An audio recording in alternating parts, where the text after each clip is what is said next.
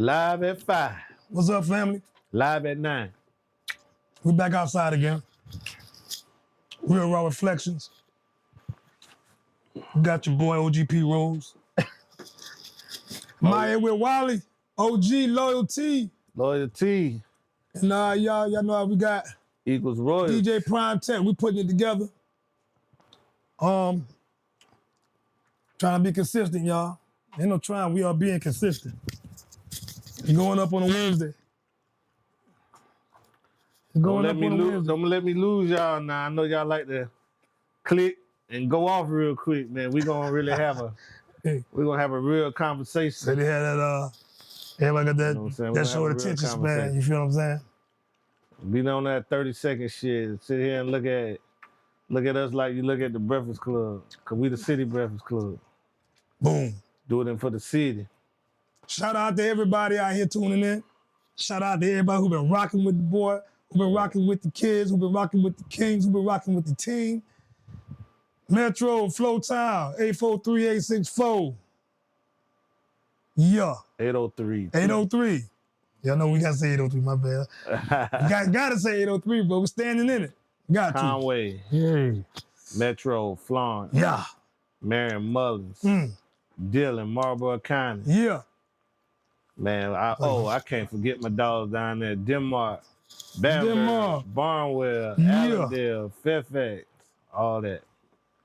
Swansea. Did that 9 years. What's up? Huh? You can't. Oh yeah, I forgot when it go on Facebook, it won't do that. Well, you can just post it up, bro. You can just you just post it up right there. That's good shit. That's good right there, bro. I post it right here. Shit. Man, Rose, boy, I gotta ask you a question, my dog. All right, let's get to it, man. Let's get to it, my G. You know what I'm saying? I think we touched on it in like some of our earlier podcast episodes. Like we just been kind of trying to feel things out, feel out what worked for us and what ain't working for us and everything like that. I got invited to the podcast and now I'm a member. And I want to give a shout out to Daniel Chestnut for looking out, man, because I do have a platform and, you know, I could do it on my own, but it's so much better with other positive people. That's right. You know what I'm saying? So we live in the stew. One of them, we got 7317 A is the new studio. My boys right now, they on a press run in New York. So we're gonna be opening about 2 weeks later than what we wanted to, but we should be up and going by the 31st, hopefully. Shout out to my dogs, both Siri, Jehovah SC, RJ King. He played at SOB's the other night. I saw him. RJ going in. The Butcher, yes, my dog. Yeah. We be doing some big things around here. We keep silent about it, but no longer can we remain silent. Everybody needs to hear what's going on, and you know the underground has to come out from the underground in order to save South Carolina hip hop. And we want to do our part because it's gonna happen. We just want to be a part of it, you know what I'm saying? We don't want to be the ones that said we just sat back. That's a fact. And just, you know, we was done with it. We gave up on it. We're not gonna give up on this. Cause like we was talking the other day on the telephone, we the babies of hip hop. So this is where I really kind of want everything to start going, where we focus a little bit more on the music and still do our guests and everything like that. And you know, however that work out is how it work out. But P Rose is co-host. We're real raw reflections. Real Raw Reflections. And I think he's more of the reflective person. So I want to ask him, man, what's the state of South Carolina hip hop, bro? In your opinion. It's gumbo, bro. It's gumbo. The state of the hip hop is good. The state of the business of hip hop, or the state of show business in South Carolina as a whole, ain't in the best shape, and it has never been because we have never had a sustainable marketplace. We don't know our value on the market. You know what I mean? That's what I think the major thing is. And a point that you made last time was we have been the tested grounds for industry. I think since South Carolina has been South Carolina, we've been a testing ground for industry.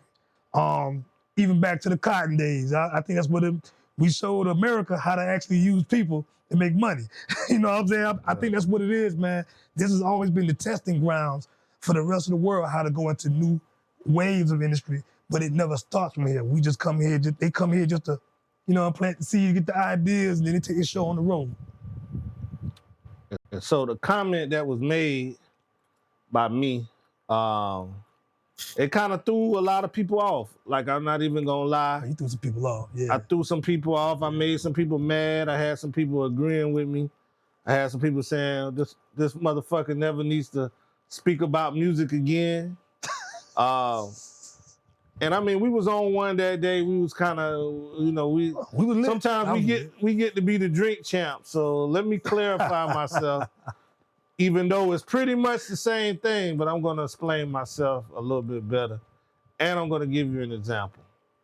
So quickly, South Carolina, I said South Carolina is the Fort Jackson of hip hop. It's a training base. Just like Fort Jackson. If you know what Fort Jackson is, they train soldiers and then they ship them out.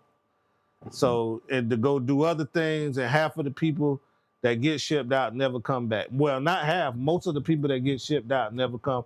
They make a new place at home and they become stars and, whatever they are after that. But it starts at Fort Jackson. So first I've heard Rick Ross and Angie Martinez, the great Angie Martinez and the great Rick Ross, have a discussion. And Rick Ross has always been one of my favorites, but he kind of lost me that day. And he said that, when you think of down south as far as lyrics, what do you think about? And he said, well, it starts with Miami. And he gave, of course he had to give his home some props. Yeah. He said it started with Miami and then it goes up to Atlanta and it touches in Memphis a little bit or whatever.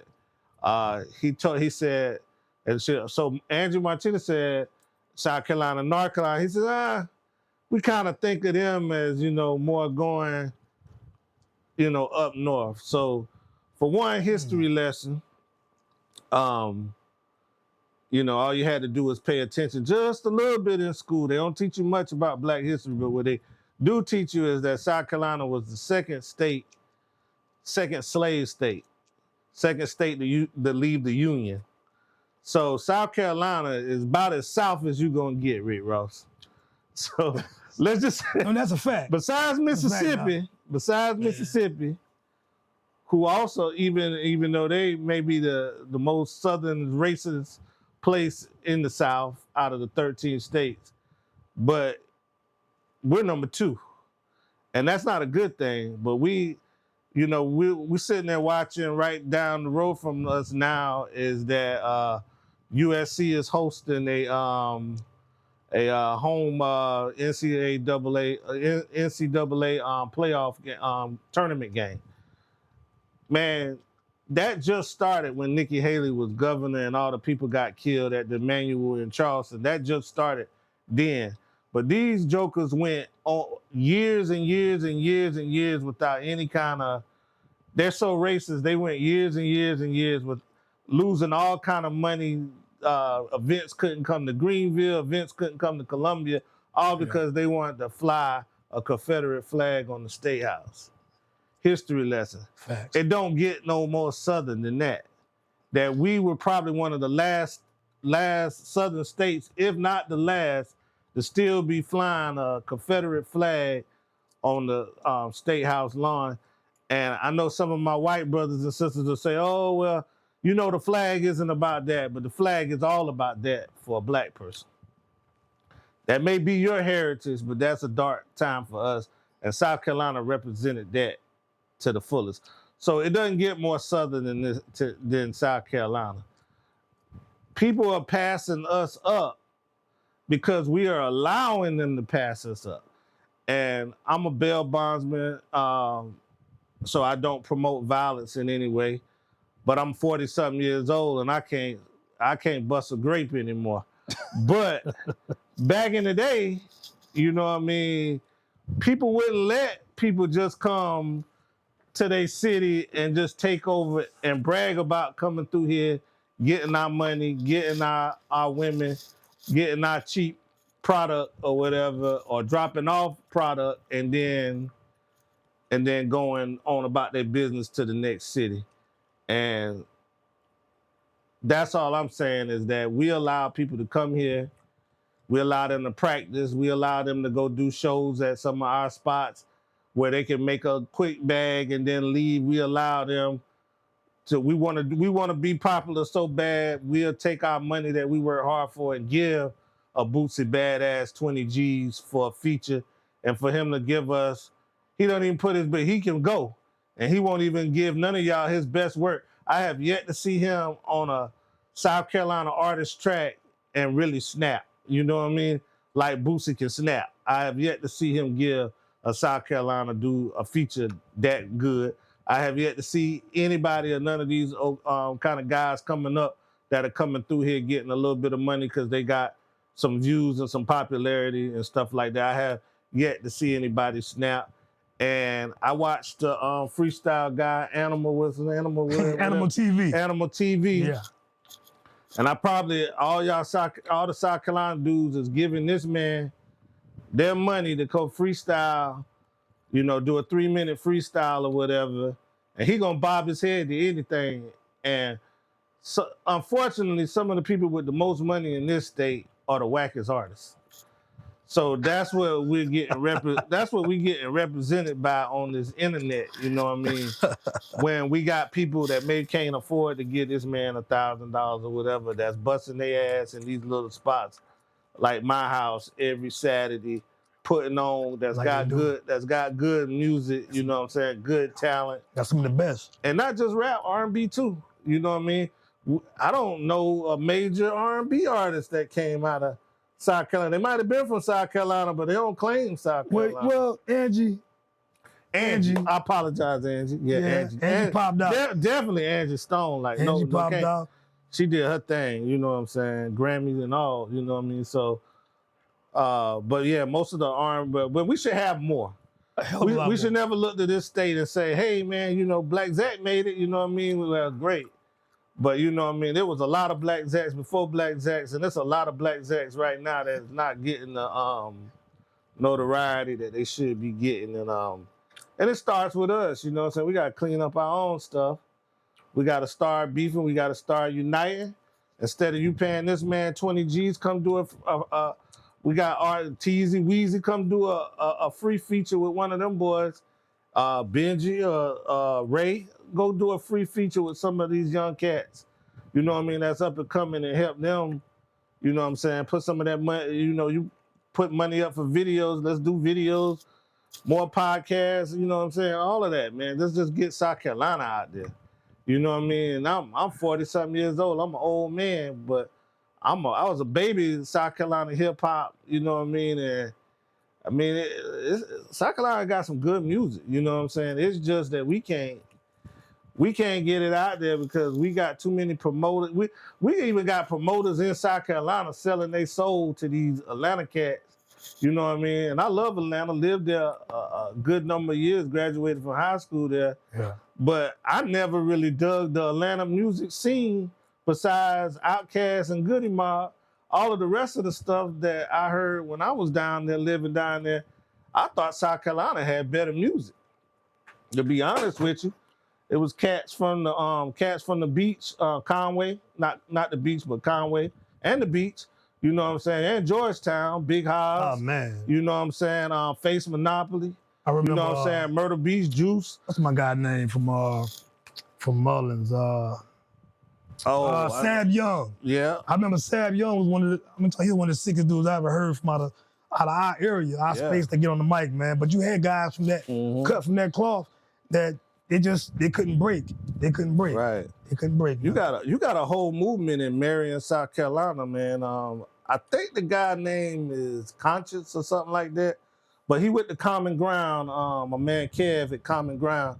Common Ground doing a lot of good stuff for the community. Shout out to Common Ground. Shout out to Common Ground. They got good music and everything. They done put on a couple shows down here in Columbia and they had a nice little crowd. down here in Columbia. They got a nice little following down here. But when you go see their shows and stuff in Marion, the couple times that I've been, I was like, the hometown don't support them. You know what I'm saying? This is not Atlanta where, you know what I mean, where every little section got their own little club and it's gonna pack it and it's gonna be booming every night. Like y'all really, really got to figure out where this stuff is at and go support these people, because there's a lot of people that's trying to put on.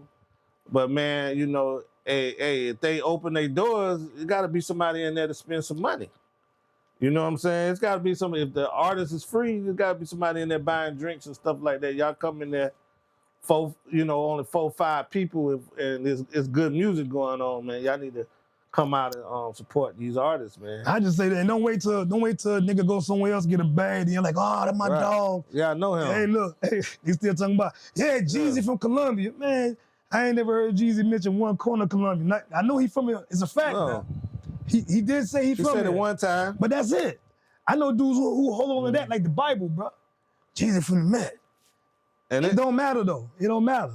It really don't matter. Right. What he gonna do for you and your circle, or what has he brought back to the streets of the Metro to say we gonna hold him down like that? And I like him as an artist. He's one of my favorites, to be honest with you. Right. You know what I'm saying? But I don't keep artists' name on my mouth. Right. Like that. If you ain't never came back and gave the streets nothing. Shit, a lot of these niggas, you know, a lot of these niggas fighting to stay away from Columbia. You know what I'm saying? Man, cause you a lot to keep the Columbia out their mouth, like a, you know, no disrespect, but like a young Jeezy born here. And you know what I'm saying? I damn near gotta go online and show my birth certificate that I'm from Columbia for. Nigga, you done bounced around, bro. Yeah, you for somebody to be like, hey man, you can't be saying you King Cola and you know what I'm saying, and you ain't got no, you know, you ain't went to high school. Nigga, where you went to school at, nigga? Where you from? At? You know, like we in the West Coast or something, nigga. This South Carolina shit. I mean, same shit with me though. Like most niggas think I'm from. I mean, I've been in Columbia a long time, but I'm from Florence, South Carolina. Right. Man, hell, I got up here like 7th, 8th grade, man, and pretty much I'm 50-50. I bounce around like that, but I'm from South Carolina, point blank, period. Right. You know what I'm saying? So I'm a rep the cat. We repping the cat. Yeah. And it's 803, 843 all day, and I ain't gonna lie to you, I ain't got into the upstate too good yet, but I'm trying to get up there and see what the upstate doing too, man. But I do want to give a shout out to Gigi, who I got a track with. A couple other niggas around here got a track with, but she real good, real professional, real quick with her work. And she had one of the best freestyles that I've heard from South Carolina artists on on Animal's platform and stuff like that. She ready, you know what I'm saying? But you know, from where? Greenville. Okay, gotcha. Yeah, Gigi, Greenville, a young lady, man, pretty young lady, young. You know what I mean? She got the look, she got the music. It should be her time. You know what I'm saying? She doesn't sound like Lotto. She doesn't sound like Rennie. She doesn't, you know, she ain't in, you can't put her in the box, you know what I mean? She just dope. And man, y'all check that freestyle on Animal from Gigi too. Yeah, you know. And shout out to the ladies in the city who doing it, man. There's a lot of females in Columbia that's getting it. I'm talking about killing it. Right. Killing it. Right. Y'all ever fall in the city, man, y'all stop by my house, restaurant and grill. Y'all go check out Hollow Art. Y'all get like get front row seat and what's going on there, man. That's a hub in the city for what's about to come out of South Carolina, man. Right. It's bubbling real hard right now. So shout out to the whole Hollow Arts team. You know what I'm saying? Y'all keep doing your thing, man. I'm here to support the whole squad. Right. And if you need me, shit, you ain't gotta pay a nigga $1,000 to come do a freestyle. You get right there in that little booth right there. The soundproof is good. You get right in that little thing right there, and I'll bob my head to your shit, and we can blow up together. My damn views can go up, and y'all can get notoriety, because I ain't doing nothing with South Carolina artists, you know what I'm saying? I ain't in Texas on. I ain't in Alabama on. I ain't in Atlanta on. I'm right here in South Carolina. In the capital. 803. In the capital. I'm up in the metro, in the capital, where everybody come get behind this damn mic right here. Stop bullshitting, come work. Yeah, get on our platform. And you know another thing for you artists who sitting on albums, whole catalogs. You got a whole discography. You're riding around the city. You got your homeboys bumping your music. Get outside, touch a stage. That's what I see. I say the real pandemic as far as us in the music, bro. Cats know how to make music, but they can't perform. There's an insecurity there. I'm guilty. I'm gonna call it an insecurity there because getting on stages, I will say, is a hell of a thing. You know what I'm saying? It is a real thing because it really puts that mirror on you. You know what I'm saying? And then when you go back and look at yourself on camera, you really get to see how you move, how you talk, how the people receive you. You see the faces of the crowd when you make certain movements. It's some shit to see. But if you want to call yourself an artist, that's part of the game you cannot skip. It's just part of the game you can't skip. If you, like from my era, we were used to the battle rapping, so we were ciphering. We was going from high schools and even in the hoods. Anybody who know me from Saxon Holmes, that's what we did. Anybody from Saxon Holmes, Henley Holmes, on back down to the Bishop and all that back in the days. Listen, we had some dope ass niggas in the city, and we found out who was dope, and we went outside, we ciphered, we figured out who was dope, and we had a respect, a camaraderie, so to speak, even to this day. And I'm gonna pull all them niggas back out, cause they still got it, man, but you got to get outside with your music, man. You can't be riding around for 3-4 years with a smash hit single. I'm talking about, I know some dudes who got hits, but won't hit a stage to say their life. Right. You're doing yourself a disservice. I'm gonna touch on that, what he's saying, cause that's man, I couldn't said it any better, but I'm gonna give you an example. We was just sitting in here kicking it, getting drunk. Dudes was out back doing their thing or whatever, and we was chilling, you know what I'm saying? Yeah. And I was like, man, you know, since my grandma died a year and a half ago, rest in peace, Days of May, I've been in the booth, you know what I mean? When I ain't been working, that's been my second work, you know what I mean? So my whole thing was I was in here wanting to do music. Everybody was just, you know, all over the place in here like it was a party. And I just said, you know what I'm saying, man, I'm about to do a track. And my homegirl, you know what I'm saying, we ain't on the best terms right now. But my homegirl was in there. She said, I sing. And then another girl that was over here said, oh, you sing? And I sing too. And then another dude was in the back, man, let me get on the track. Man, we went in here and made a masterpiece that night on some real Outkast type shit, like really good song, and y'all gonna hear that on the OGs. I was about to say the OG project, but the OG project is just solo album. We just the OGs. That shit, you know what I'm saying? DA OGs, you know what I'm saying? The OGs. So, and it's great, great music. And one of these tracks on here was just some tracks of just a bunch of talented motherfuckers, and niggas didn't even know each other was talented. Cause niggas be in their goddamn room, in their house, on their little computers, and they be making music and doing music and singing and dancing and chilling and everything, and rapping and whatever, and nobody even knows about it, man. Songs so damn old, all they that won't even play no more. You know what I'm saying? And then y'all let these motherfuckers on Facebook and Instagram kill y'all motherfucking dream. You know what I'm saying? You can't let these motherfuckers say, hey, this nigga 45 years old, he too fucking old to rap. How is that when we the babies of rap?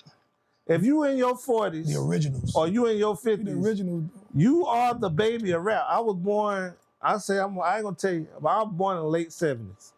You know what I'm saying? Born in the late 70s. Hip hop what came? 73, right? They say 73, because we just hit the 50-year mark, right? How about they say? So they say 73, even though niggas was rapping when they were slaves. They say 73 now. If we born in the late 70s, we the babies of hip hop. We the babies of that shit, bro. We the toddlers. We the babies in the toddlers. If you in your 40s, we the babies and the toddlers of hip hop. That's all we know. So why you gotta quit? You can't quit, cause it's all you know. If you quit, the giant dies because what they got coming up, or it dies for us. Because when people say hip hop is dead, it doesn't mean the whole thing is dead. It's just dead for that person. You know what I'm saying? So if we the babies and we quit making music and we got to depend on the younger crowd to make music, hell, I can't listen to NBA YoungBoy and Kodak Black all day. Hell no, I can't. You know what I'm saying? But they got some jams now. They got jams. They got some shit I rock now. They got shit I rock. I go in the club and do my little two-step when I'm lit. But you know what I'm saying? It's nothing that I can listen to all day. I can't listen to niggas sing and rap all day, you know what I mean, and auto-tune all day. That shit bothers me. after a while. Now, if you got a couple good joints, I'm with it, but I just can't listen to it all day. That's a fact. So hip hop would be dead for me if niggas like P. Rose wasn't making music. You know what I'm saying? If niggas like the cats that we seen the other night, give them a shout out. Yeah. That did the listening party, the Gonzalez. Tito Gonzalez and Gonzalez. Bob G the Chef. Shout out to shout out to them. New cats. project Trap Files 2 out now. Shout out Trap Files 2. Yeah, shout out to Boss Hogg, even though he dissed us on that song. And Boss Hogg. But Boss shout out to Hogg, my boy. I listen to these niggas. You know what I'm saying? Like, I may not be on damn Facebook all day because I be promoting my shit. I may not be on there, you know, putting y'all music out there like P. Rose do, but I listen to y'all shit. And I like y'all shit, you know what I'm saying? When you look at your shit and it say 200 views, I'm one of them motherfuckers. I listen to all the local shit. And I'm feeling all the old niggas right now. And I want more old niggas to come out and do this music because there was a lot of us out here, and I don't see a lot of us, you know, now they willing to let it die. But the time's gonna bring them back out because, like I said, once again, Carolina had a good run, but you know, we had that curse too. You know what I'm saying? Every time you get a guy who getting ready to hit that mark, he kills somebody and go to jail. Get locked up. Yeah, I mean, it's some shit like that. Nigga end up in the penitentiary or some other shit happen. And I think we just breaking that curse. It's just crazy that every time we get into a business aspect of the shit, that's what happens. But I mean, that just means we can't keep following the same old model. So the first time I hear cats out here, the first song I hear from you got talent. The next song you got beef. I don't even want to hear the rest of your shit. I mean, I'm being real with you. I can rock with you, but beefing is not the way South Carolina is going to get to the next level. Yeah. Dissing is not the way Carolina going to get to the next level. Y'all understand business is based on people. You got to get out here and do politics. You got to rub elbows, you know what I'm saying? Hug the ladies and kiss the babies. You got to be a likable individual. And I don't know if a lot of people actually picked up on what's going on. Rap songs these days are more than just rap songs. They like commercials. You know what I'm saying? Watch TV now and listen to the commercials in between these shows. You hear the trap beats. You hear what's going on. You know what I'm saying? With the commercial world as far as hip hop goes. That's right up our alley. So we have to kind of basically, I say, show the love with each other, build the camaraderie back up, and show that we got infrastructure right here in the city, man. It's too much dopeness here. I stumbled across a female the other day. Her name is Karina J. I think her name is, man. Smoking. Right here from out the city. She did a freestyle out there and Hang the Mic freestyle there in Bethel Bishop, I think, or in the colony, one of them. So shout out to Karina J, man. If you out there, y'all let her know that hey, look, you being seen, mama. We seen you. You killing it. Keep going. You got a couple more out there too, man. The people out there rocking.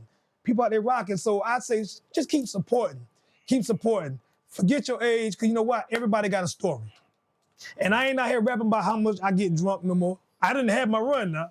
I done rapped about how much I was in the club. I'm a goddamn grandfather at this point. Right. I'm a grandfather. I'm a husband. I'm still a father. And I'm trying to be an upstanding young man in my community. Young man, yeah. An upstanding man in my community and in the state, man. So if anything, I want to be the best version of myself out here, still doing the shit I love, that I loved since I was a kid. And ain't nobody gonna tell me I can't do it. I'm too aligned with the Almighty to let anybody stop me from doing what I know I love, especially from doing it from a pure space.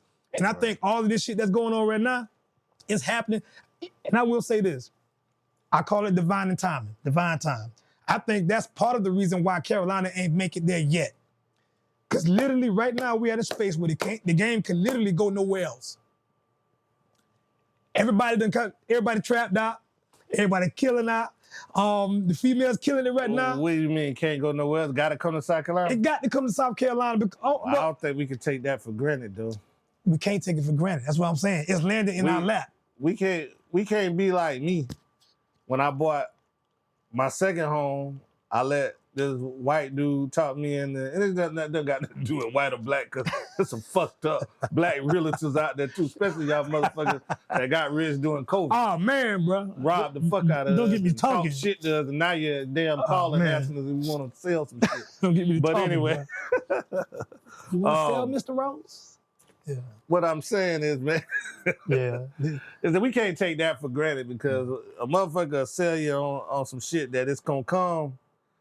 But if you don't put in the work, it may come and walk right by your ass and Yeah. you not even see that shit. So you right. It's our time.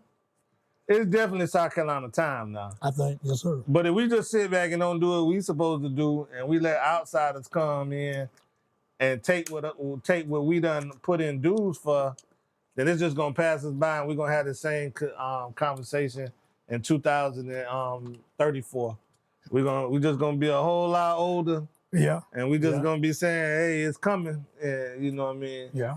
It may have came, and you know what I'm saying. Shoot, they say you know, Jesus gonna come back. Shit, Yeah. Jesus may have already came back. That's it, bro. We don't know.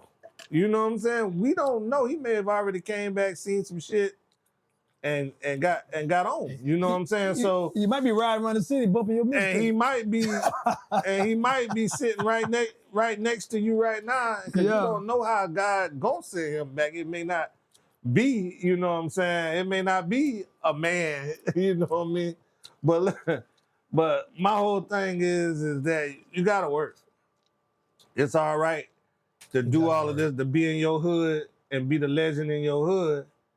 But if you can't leave 48 and come to Fair Road, and Fair Road can't leave Fair Road and come to 48 and put on a good performance at one of these clubs, That's you know it. what I'm saying? That's what we. Then the city, then all you is you know, Hood star. You the hood star. You You hood star.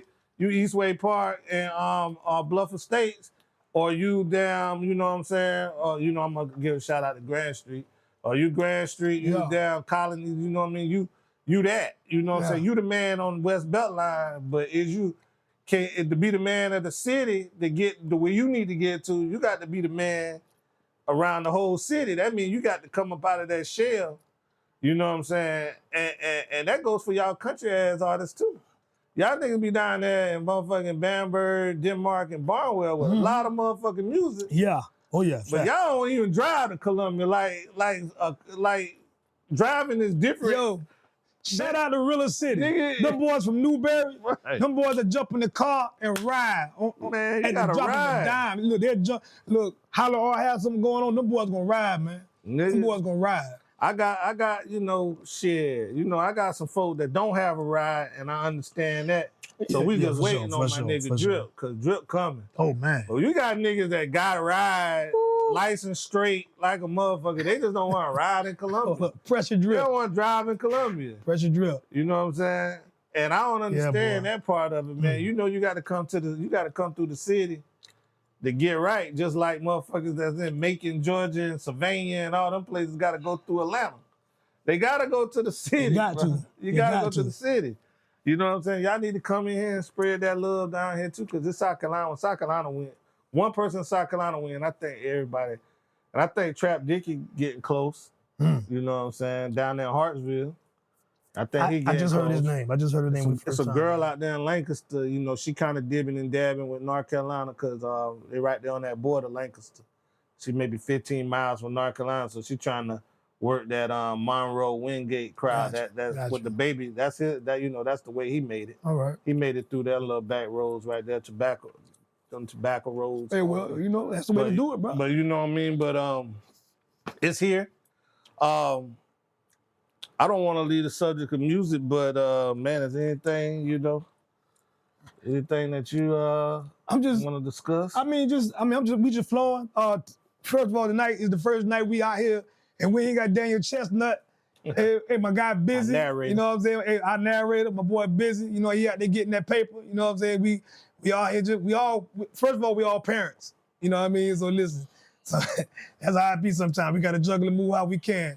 You know what I mean? Sometimes prime tech can't even pop up, so we can't even show up to cut cameras on. You know what I mean? So we're moving the best way we can to get y'all the best level of consistency that we can provide. But man, I really got much to go on, bro. I just want to keep talking this Carolina shit. I want to put the vibe out there and send the bat signal out for all the artists out there who's sitting on music. You need to come perform. Right. Don't be scared of the stage. It don't take you $1 million budget to get your music out there. Get your couple dollars, get on Spotify, get on Tidal, get on what DistroKid. You know what I'm saying? Right. You got a smartphone, you got Triller, you can make a little clean cut video, let people Right. hear what you got to offer if you really love it. And saying that, I understand a lot of y'all don't love it.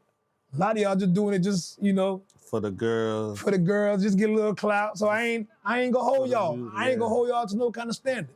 But I know real artists when I hear it. Yeah. So I'm really reaching out, put my arms around, or pouring my heart out to speak for the real artists, because I hear people who got albums that need to be heard. They talking about some shit that can save somebody's life in the Right. long run, like how Goody Mob saved my life in '94. Right. You know what I'm saying? Like, it's artists in the city who talking that kind of talk, and I think Right. y'all need to be heard.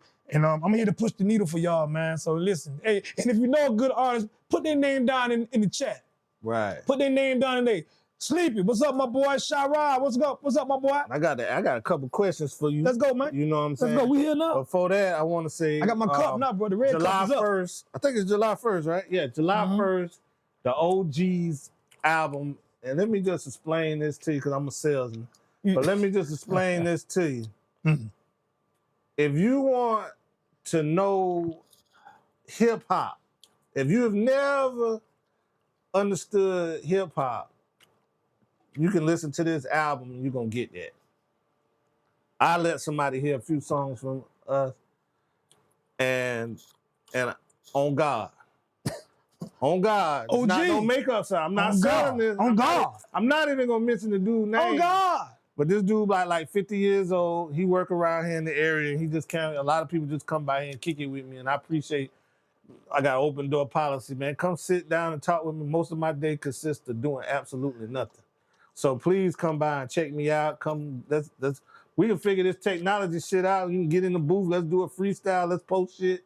I don't give a fuck what the people think about me. I don't give a fuck if I get one view, or if I got one view, I got somebody down here. That's it. You know what I'm saying? You doing your job. But my whole thing is, man, the game is, the game is being good to me right now, because, you know what I'm saying, I grew up, I'm from Metro, moved to Conway, stayed down there for a lot of years, if you don't know my background.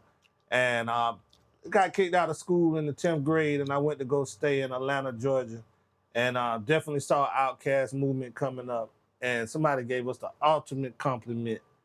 I think this was, what today, Wednesday? I think this was Monday. Wednesday. I think it was Monday. Somebody prominent in the community, a business owner, came by here, and he said, "You was Andre 3000, and I was Big Boy." And that was one of the biggest. That's a big compliment, bro. That was one of the biggest compliments that anybody has ever gave me in this music thing. And I did this music shit young. I was signed and all, you know what I'm saying? I did this music thing, signed, robbed, and everything. Signed, robbed. Signed, robbed. I seen everything in this music business, bro. I done tried it 2-3 times, gave up on it, said I wasn't gonna never do it again. But you know what I'm saying? I'm back out here, you know what I'm saying? I'm telling you, brother, that's the biggest compliment that I ever got. And I've been in the room with some guys. Not gonna sit here and say who I've been in the room with, but I've been in the room with some guys. And yeah, you know what I'm saying? I think I can't get no better than somebody just say, hey man, you should do a song. I mean, I think the next best comment I can even receive in hip hop is Nas said something about my shit or something like that. Other than that, you know what I'm saying? That's about Big Boy, you know what I'm saying? You know how much we love Big Boy in College Park, bro? Hey, look, I'll be the first to tell y'all niggas, when y'all get here, Shyrod, when you get here, you gonna hear him tell some stories, bro. This guy got stories. He done been around. He done met. All of them true. He done met, shook hands. He done been in the mix. He done been in the mix. So listen, I might be in that Freaknik documentary. Y'all check that might be shit in the out. Freaknik. I might make a cameo on that. He's a seasoned individual. He's a they very might pull up on me and my brother Bobby, rest in peace. Yeah, man, but we College Park crew, Missy, Lily, Andre, the mayor. Yeah, man, Greg, all my brothers and sisters down there, cousins and nephew, DQ. What's happening? You know what I'm saying? So, you know what I mean? But that's the biggest compliment that I've ever received in hip hop was the other day. The man said, because I never wanted to be like Andre 3000, even though he was tight and I thought he was the best rapper in Outkast. But Big Boy was just like mold my speed. He was and, snapping. and he was talking about Big like boy was snapping, bro. he was talking some street shit, and we definitely was in the street. So you know what I'm saying? It was cool, man. So you know. What's your what I'm saying? favorite It was a Outkast cool- record? That's my question right now. What's your favorite Outkast record? Favorite Outkast? Oh Lord, shit. It'd be too disrespectful for me to pick one. I mean, well, I can tell you what my least favorite one was without disrespecting go there. the Dungeon. Well, I definitely didn't like the Low and Below. I mean, it was a good album. I actually listened, went to sleep. You know, I actually played it to go to sleep. You know what I mean? Hey, look, I can't even front, bro. Hey, look, I locked into that Love Below album. Yeah. I mean, it was different. You know what I'm saying? It was different. But like I said, it didn't highlight Big Boy. It didn't. I did. You know what I mean? And they was just on some let's get this money, cause this might be the last go round, and they was right. But yeah, my least favorite would have to be Stank on You. Sorry. No, respect. And, Respect. and my favorite would have to be Aquemini. Respect. And the first one gonna always be our shit because we was 16, 17 years old, chilling in apartments. So when they was saying all that shit about, you know, I grew up, you know, when you diss New York, well, I just said I ain't grew up on no bench. I'm just a nigga busting flows Up inside in apartments. Yeah. Yes, sir. He was real about that because, man, niggas didn't really, in them days, Atlanta was growing and stuff, but there was a lot of niggas that ain't had no damn credit, and the homeowners wasn't weird it was now. Everybody lived in the motherfucking apartments. You know what I'm saying? I think they got a podcast that say the apartments or something like that. Yeah, they do. They do. That's, They do. man, They do. that's some Georgia shit. That's some Atlanta, Georgia shit, because that's just what it was. It was, you know, Hidden Woods, Arbor Glen, all down Garbage Road, one side of Garbage Road, the other side of Garbage Road. And it was hip hop, and niggas used to go from College Park to East Point, Bobby Brown, Virginia, all them apartments that was around that way. And they used to damn just rap, man. And everybody used to say it was just like this myth when I was in 11th grade. You know what I'm saying? It was this myth that, you know what I'm saying, man, these dudes from East Point, man, they called the Dungeon family, blah, blah, blah. And then you go to the flea markets, Old National Flea Market. You go down there, that's the one we went to. We go down to Old National Flea Market and MC, let me get it right, DJ Jelly and MC Assault. DJ Jelly and the song. Be in there selling their mixtapes. And I mean, you can meet them, they shake your hand. They wasn't too big for you, you know what I'm saying? You can tell them you rap, they'll listen to you, all that kind of shit, man. They used to have songs with Outkast on there, and everybody, it was just a myth. And then they just, I mean, they was just so much about their craft, like you heard about them, but you ain't seen them. You know what I'm saying? You seen Witch Doctor because we went to school with him. You know what I mean? You seen. Say word. Yeah, word. So, EJ the Witch Doctor. You Man, went to school with EJ. All right. Shit, I ain't ride the bus like that, but you know, they be out there rapping and shit, drama. You know what I'm saying? All of them niggas is like coming up, like was around my age and shit like that. And bruh, I'm just telling you, like they were just a myth. Everybody in the Dungeon family, they was saying something about CeeLo. They was saying something about this man, that man. PA, you know what I'm saying? Yeah. Big Rube, you heard of these names, but you didn't see them because they just was in they set, and they just did not come out because they was working on some shit. And when they did come out, bro, it just was crazy. When it hit, man, it blew out mine crazy. because, like I said, I wasn't in love with the first song I heard from them, which was it was the Players Ball, right? Oh, that was it. I mean, it was groovy, but I wasn't in love with Yeah. it. So that's when everybody got. I was going to C.A. Johnson. And like when that shit came out, that was all the talk. But when Southern Playalistic hit, that proved to me these boys, it was different. It's beginning to look That showed me them boys are different, man. Them boys are different. And he's just been on that shit ever since then. I mean, Yeah. and honestly, between them and Goody Mob, I have to give them his credit because I listened to a lot of rap. I was a Wu-Tang fan. Right. Yeah, I got into a lot of that God body shit in the 90s, bro. Like Yeah. all that shit, bro. Yeah, but funny, my homeboy, you know what I'm saying? He cut hair, Blue Funk Barbershop on Old National Road. Actually, Heavy D owned the barbershop. I be damned. Yeah, but I never seen Heavy D in there. But the nigga that was in there cutting hair, 50 grand, he died not too long ago. He actually DJ'd for Biggie on one of his tours and shit. I know who 50 grand is. 50 Right. grand was his, yeah. 50 grand was my damn man. Like, he cut my hair, and then we go smoke, chill. and he be telling me what to do, and he, you know what I'm saying, I just wasn't good enough for him at that time, you know what I mean, for him to carry me around the people that he was, you know, that he knew, because he was just a boss nigga. You know that's 50 grand when Biggie got the you know, in the Source they had, he used to take your verse. You know what I'm saying? You had that verse, I forgot what they called it. Damn. The hip-hop quotable. Hip-hop quotable. When they give you hip-hop quotable, they post a picture of you beside it. 50 grand was in the picture with him. I gotta see that picture. Yeah, I never seen that picture. It was Biggie and 50 grand in that picture, man. Yeah, I didn't get the magazines until late in the game. I was on that. Yeah, that was my Bible. Even when Biggie said, you know, Mom see my face in the Source, I still wasn't picking up the Source till later, man. I was just out there trying to rap and shit. But 50 grand, he from New York, but he had been in Atlanta for a while, you know what I'm saying? But his shit was, he was managing artists. So he managed look at them girls with them Daisy Dukes. Real LA shit. Snow in them. Real shit. Yeah, Snow in them, boy. I know Snow too, yeah. So yeah, he was managing. I told y'all this boy got stories now. He was managing them. He was managing all day. We'll do this all day. He was managing Raheem the Dream. Ty, what's good, my boy T.Y.? Kilo G. He was managing Cocaine, Kilo G. Mm-hmm. Shit, he was managing a lot of like bass artists and stuff, because that was what was hitting. Yeah, and this nigga was about his money. That was the way. So he couldn't bring my damn New York rapping ass around, because at that time, I wasn't rapping nothing Southern. You know, I had heard of UGK, but and 8Ball and MJG, but I really wasn't up on it. I caught it late. You know what I'm saying? I caught it very late. I wouldn't say I caught it late, because I knew what it was. You know what I'm saying? And my cousin from Nashville, Chris, that's all he used to play. Anything from Tennessee, Texas, on back to the West Coast. That was all. He wouldn't play no Outkast or nothing like that. Outkast, hell no, he wouldn't listen to Outkast. It took me forever to get onto that real Southern rap. He didn't want to hear that. I knew, like I said, I was up on JT Money, like from Luke Skywalker to JT Money to the Poison Clan, Ghetto Boys, Willie D, Scarface, shit like that. And I was fucking with Pop when he was in Atlanta. Right. And MC Breed.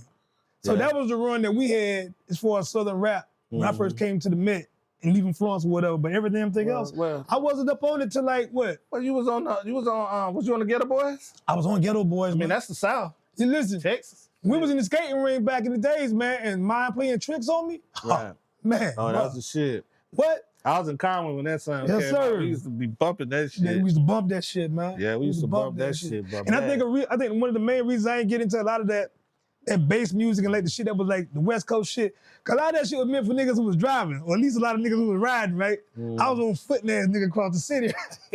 Well, we walked every goddamn way. We walked to catch the bus every goddamn way, so we wasn't bumping the shit. But the niggas who were playing Pocket Full of Stones. Pocket Full of Stones, that's right. Niggas who would ride around in the goddamn box Chevy with the goddamn 12s in the back, boy. They was feeling that shit. I caught on late, bro. Yeah, my brother was up on UGK. He the one put my brother Bobby put me on UGK. UGK. He put me on NWA. You know what I'm saying? Because you got to think, I come from a Muslim household. Like, I got to sneak to listen to rap. Like, shit, Rap City come on at 4 o'clock. My mom used to walk in the door like 4:15. She taught school. She taught school and shit. She used to come home at about 4. The school used to get out like 3:30. She'd be at home at 4:15. I catch 15 minutes of Rap City. By the time fucking damn the mayor. The mayor, yes sir. By the time, and then after the mayor, you know what I'm saying? Who was after the mayor? Was it Tigger then? Was it Prince Dejour? Or somebody. Prince Dejour? Yeah, it was somebody before, then Tigger. Then it was somebody else, then Tigger. I was out the house by the time Tigger came. Mama came home and said, I can smell hip-hop, nigga. Yeah, cut that goddamn TV man, out. I told y'all, boy, she was not about BET. We had cable, because the only reason why we had cable was because BET or any of that shit was because my damn stepfather used to love that jazz show that was on damn BET. He got that shit just for the jazz shit and damn so he could watch sports and shit, man. I was living in Florence and I used to go look, and we had cable in West Florence. You know what I'm saying? I'm from 805 English Street out West Florence. Y'all remember? Cox Cable. The nigga, on Sunday on the weekends and shit, we go to my aunt crib. She lived out there in Glendale. That's up headed toward the beach, headed up toward Francis Marion College or whatever. Mm-hmm. She had that cable, nigga, but she loved church too, though. So she'll leave and say, I'm going to the grocery store, boy. Besides that, mind you, all she watched was Amen. Amen, bro. What was the other show she used to watch? 227. 227. 227 Amen, Pearl in the bro. window. Don't touch my remote, boy. The second he jump in the car, we in the window, we see shit in the car, bro. Straight in Florence, it was channel 27. BET. Oh, man. Yeah, bro. that's what it was for us too. Channel 27, bro. I don't know if it was 26 or 27. It was 27. Yeah, Well, I remember that 27. shit. It was 27, bro. I remember we got the box, it was 61. But that was our outlet. See, 61 was in Florence back then. 61 was like HBO or some shit. Like 60 or 61 Yeah, you HBO. might be right. I can't remember. See, I remember the box with the red Yeah, numbers. I remember that before we shit. got cable, it was only 13, what it was, 13, that was WBTW. Because I know at a certain time of night, ETV nigga, was like 61, real sex used to come on HBO, nigga. You wait for mom and dad to go to sleep, nigga. Yeah. You flip the 61, 60, nigga, Man, HBO. I wasn't doing none of that shit. Anyway, though. I wasn't even ain't going that trying far my back. mama on that damn TV, man. I had to go to my friend's house to watch Rap City. Oh, man, bro. Shit, hell yeah. But I catch it on Saturday, the top 10 countdown. There you go. There you I go, catch bro. Yo and... You got to catch the top 10. You Yeah, gotta I catch catch the top Yo 10. and Rap City Yes, sir. countdown because she go to the thrift store, thrift shopping and them yard sales and shit. But you want to go? Nope. Sitting here watching these damn raps, see who number one. That was our thing, bro. Like, And it always gonna be some Iraq. That one, Airbnb and Rakim was just tearing up shit. we bro. really, really love this shit, bro. I don't- Like, this shit gave niggas a Yeah. voice. You know what I'm saying? That's why I understand how hip hop culture is so powerful. Right. Because you grow up, you just learn it. You're a student of the game, and then one day somebody who looked like something you've never seen before, talking loud, rhyming, shining, got on some kicks, got some, you know what I'm saying, got some money. Right. It turned, what the fuck? I saw LL Cool J do that shit. Nigga did this shit right here. yeah, You know what I'm yeah. saying? Like, the Hell first yeah. time I seen this nigga, bro, I think that nigga was like 16 years old, bro. Nobody can rap like I can. He take I take a muscle bomb man, put his face in the sand. What? Ain't nobody was rapping like that. I said, bro. what? This nigga's jumping, he's jumping off his He shit. jumping off his I'm like, shit. wow, bro. Yo, where's my walkie-talkie? Dude been a monster, man. That bad It was a shit. monster. Yeah, And if you ever heard LL first album, bro, it changed your life back then, bro. yeah, good It changed album. your life. I'm Good only album. 18, making more than your pops. $1 million deal. He had $1 million deal. He had it, man. Russell knew what he had, boy. He Yeah, gave him he $1 million deal. The first rap superstar. Shout out to Russell Simmons too, man. Shout out to Russell I hate Simmons, to man. see him going through what he going through now with his kids. It's the game. and, It's the game. It's beyond the game when your kids turn Video on. you music know? box. Yeah, I Yeah, was late. video I music was late box. on that shit, bro. I was late on that. That was I was in very Tennessee late. though. I went to You go told me visit, that. I went to You go told me visit that my shit. cousin. They had video music box in Nashville. Yeah, we ain't had none of that shit. Yeah, bro. But yeah, shout out to Russell Simmons because a lot of people really don't know this. But Russell Simmons was taking kids out the projects and putting $1 million in their pocket. And of course, he was gonna look out for his brother Run DMC, but he gave LL $1 million deal. Rakim had $1 million deal. It was you know, we complain about, you know, back in the day we couldn't get paid and the record labels was robbing us and all that kind of stuff like that. And that's true, but some niggas got paid. And Def Jam was a black-owned record label. The only black-owned record label, I Yeah, believe. It yeah. might, you know, you had, you know, some independent labels, you know what I'm saying, like Rap-A-Lot and Suave House and Yeah. all of them. But they were the independent shit was down south, up north. You know what I'm was saying? right there, bro. You sign with a Oh. major, you know what I mean? was right there. What better can you do to sign with, you know what I'm saying, Rev Run Brother Russell, So who had the game. let's you know say what I in 2024, right? I signed a record deal. Did I make a bad move? mean? Right now? Yeah. It's kind of how you look at it, you know what I mean? Like I got a partner of mine, you know what I'm saying, that's kind of got like a little job with a major label or whatever. And he say stay independent, you know what I'm saying? And I say, yeah, stay independent. But the way the thing's going now, you know what I'm saying, is that what the majors offer you that the independents don't get is Rolling Loud. Where you can make, you know what I'm saying, well, they got Rolling Loud, Miami, New York, South by Southwest. Made in America. You talking to these people don't do these people will pay you $30,000, $40,000 to do a 20-minute set, 25-minute set. Way more money than you can get in the club is to do record labels, you know. if you do what you do, you know what I'm saying? Even an old school nigga like Benny the Butcher, man, you know what I'm saying? He was on tour, you know what I'm saying, with the J. Cole's and shit, Yeah, and the J. yeah. Cole and Drake tour, you know, he opened up for them. And you know what I'm saying? You talking about Drake and J. Cole getting $1 million a piece, a show. You know what I'm saying? $2 million a show. You know what I'm saying? They getting Beyonce money.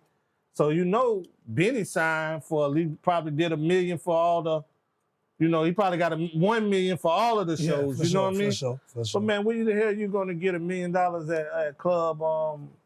at club side of the road in, you know, in Hemingway or somewhere? You know what I mean? You can't, you know, you're gonna get 15 G's and then you gotta pay 10 niggas to stand around you so that nobody don't rob your ass down there in that damn Hemingway, King Street, all them real niggas. Hold on, let's talk about that. See, and that's the business part about this shit.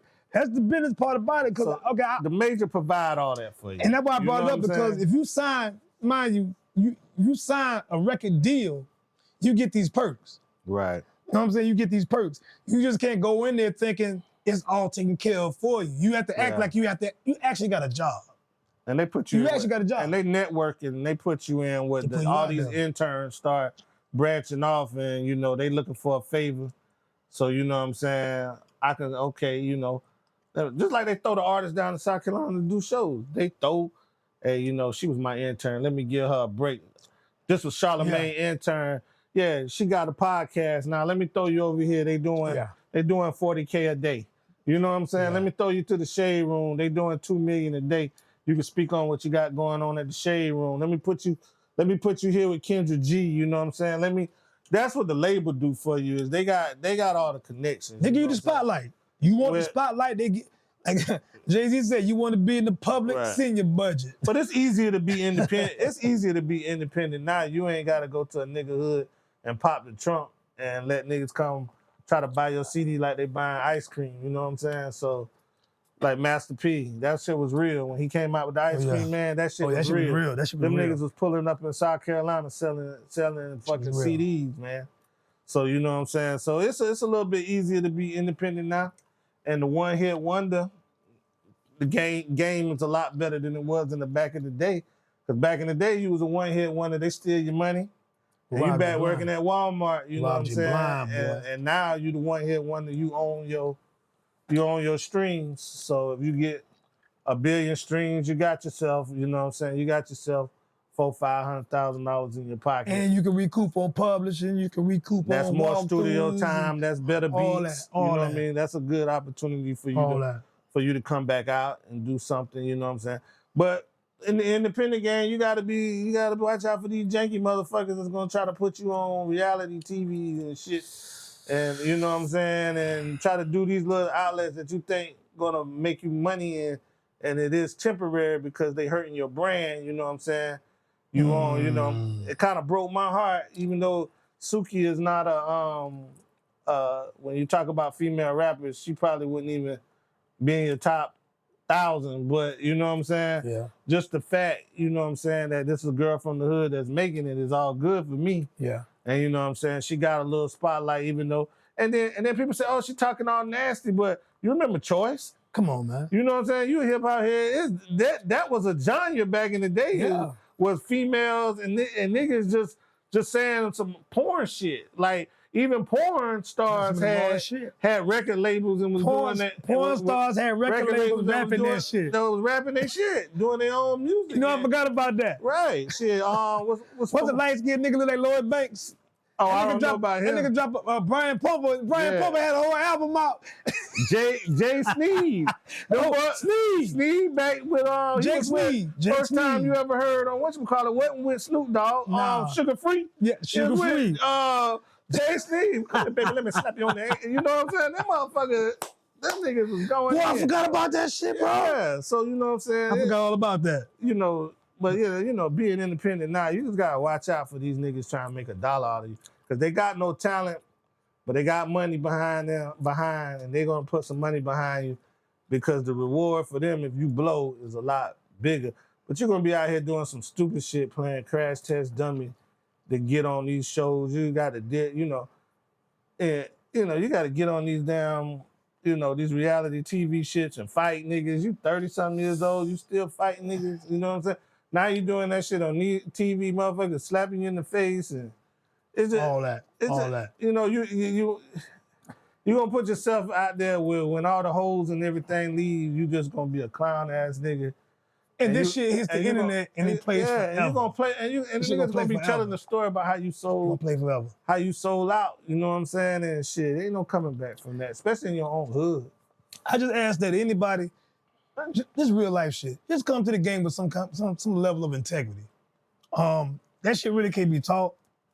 But I would say before you try to get into any of this business shit, because even if you are talented, Get you a lawyer. let me tell you, get you a lawyer. Oh, definitely get you a lawyer. But have some level of integrity because the devil's in the details. And I'm saying that to say that as good as you are, you got some people that'll pay you a shitload of money just for you to crash. You have to know what you are in the game. Mind you, all money ain't good money. There's plenty of niggas who done got paid to go to a club and get set up. Trust me. Right. So if you ain't moving right, the game will expose you. It's enough of that out there. It's really the streets. It really is the streets. And how you talk, how you present yourself, how you move in because you are a brand, Right. that shit speaks for you. But you. you know, I seen an interview with some of these girls from the Baddies. Yeah. And look, they broke me down. I ain't gonna lie, I like the ignorant shit too. But I'm you know what I'm saying? I'm looking at the shit to see you play yourself. You know what I'm saying? But I seen an interview, like most of these girls, and I see, you ever remember the girl, she had a couple of songs from Houston, had the orange hair, kind of thick girl, stripper, Just Brittany. Oh, I ain't familiar with her. Just Brittany. I ain't familiar with Then her. she won Rick Ross' little talent thing that he had with reality TV shit. She won that shit. I know. Okay. And now she I think she on this Baddies Caribbean shit. Like she has really got halfway decent music, you know what I'm saying? Enough talent to pimp this shit. But man, she got first Ross fucking goddamn used her. You know what I'm saying? Spit her out. Then she was in Houston before that. Them niggas, Rap-A-Lot niggas, Jay Prince, them niggas, they chewed her up and spit her out. Then now she was on T.I. and them shit. Now she on this shit, you know what I'm saying? Now she on Baddies, you know you gonna have to fight and go all out, you know what I mean? You just like playing yourself to get on, like, you know what I'm saying? Like, that's the man, and the shit usually don't work, you know what I'm saying? Cardi B's the exception. But shit, definitely the exception. Nigga, that shit like Definitely winning the lotto for you to exception. get on one of them shows and get known. And Erica Banks was already known. Yeah. You know what I'm saying? Then she went to that to get better known. Rennie was known in South Carolina. So she on that to try to get, you know, a little bit more exposure. Yeah. So I can see that. Yeah. You know what I'm saying? But, you know, Suki goes from getting some exposure to back to the hood shit, fighting and getting spit on and breaking up, slammed and all kind of shit, you know what I mean? And now where's the music at? Now you know for reality TV. Now you got to go from show to show to show. Next thing your ass gonna be on Married Therapy or whatever they got. You know what I'm saying? It's now a circuit. Now you pimp. Now you're a reality Once star. you get on that circuit, And nobody wants to hear the music. And when I saw Rennie on Love and Hip Hop, at first I was like, nah, that's not a good look for her. And then her storyline kind of threw me off a little bit. Yes, sir. You know what I'm saying? And then, because I don't know her. So, but you know what I mean?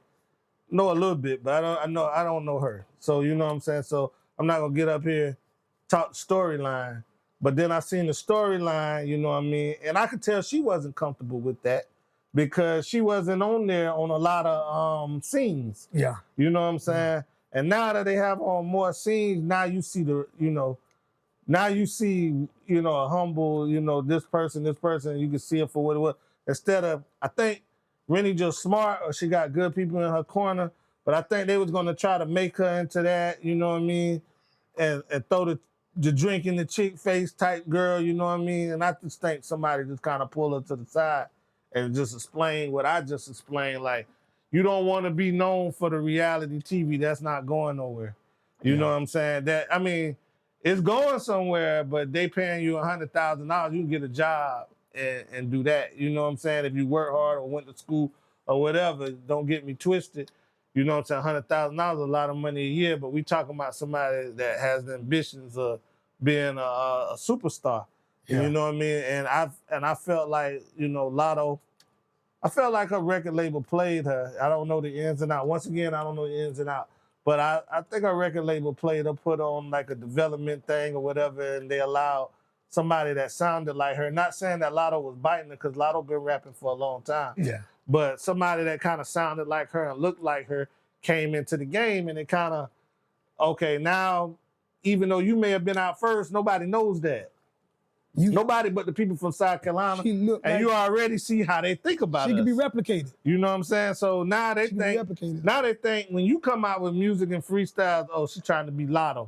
When in reality, she was first. She was there You know what I'm first. saying? So She was my there whole first. thing is like, I think the labels, the labels will definitely play you, but you know what I'm saying? Being independent, you know what I mean, could get you, and then you're just trying to do anything to get heard. You know what I mean?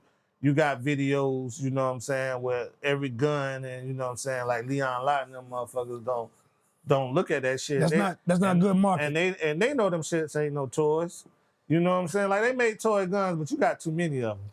You know what I'm saying? No. Like, where did you go to Toys R Us and was able to find Dracos that look like that? You know what I'm saying? No. So, No. I mean, it's just silly. You know what I mean? You're gonna sell yourself short. You know what I mean? We got niggas in the club just drinking themselves to death. You know what I mean? I drink. You know what I'm saying? I drink with the best of them, but you ain't gonna catch me, even in my younger days, you ain't gonna catch me in there letting nobody pour liquor down my throat and dancing and you know, being on camera acting a damn fool. You know what I mean? And now they know me for they know me for the clown. They don't know me for the music. You know what I'm saying? for sure. So when you come in the game, do that. But I had a question for you though, man. I'm a break away from that. And my question was, Daniel Chestnut has this thing, and I like this thing where he says, you know, what's the first album you ever bought? What's the first first album you listened to with a like that right there? I can't get the exact question right. But my thing is, what was the first album that you heard a song, you anticipated it, you went out and bought it, an album, and it was garbage?